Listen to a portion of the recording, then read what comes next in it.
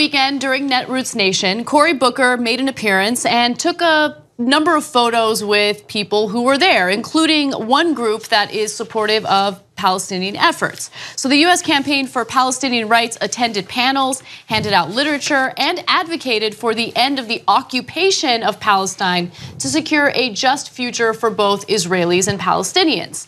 Now, one of the issues that they feel passionately about is the West Bank and the wall that's been erected at the West Bank, and it's been erected so far into the West Bank that it allows the Israeli government to continue building settlements on land that's supposed to belong to the Palestinians.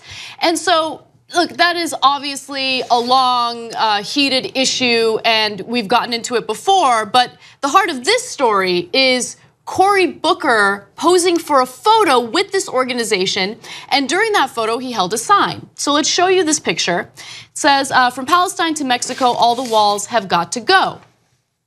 Now, apparently, within hours, his campaign disavowed the whole thing. That's unreal, man. So interesting.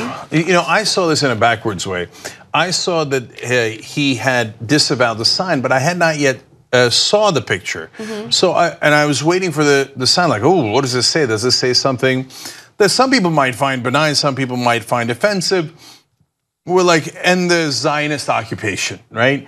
Then I wouldn't be surprised that Cory Booker walks that back and goes, and you might say, well, it is a Zionist occupation. I don't know what your stance on that is. I think the word Zionist in that context is gratuitous. You can agree, disagree, it's a healthy debate.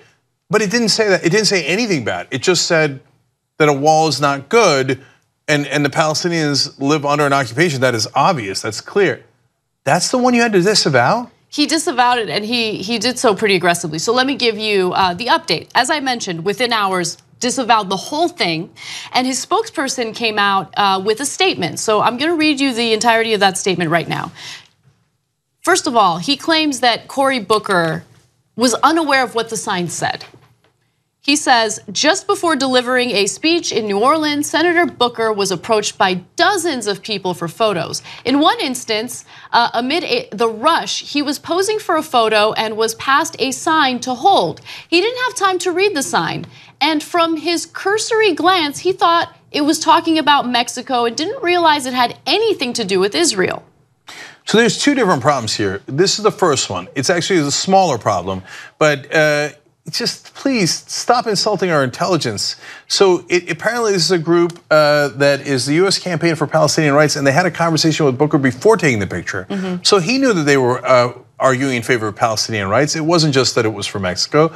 Look, and he's a savvy guy. Sometimes right-wingers come take pictures with me and then go, ha ha, how the hell would I know who you are? Okay, that's a different thing, right? If you ask me to hold a sign, I usually look at the sign because I know the tricks that people play, etc. But even so, if it might be that you took a photo and it was careless, it's no big deal, right?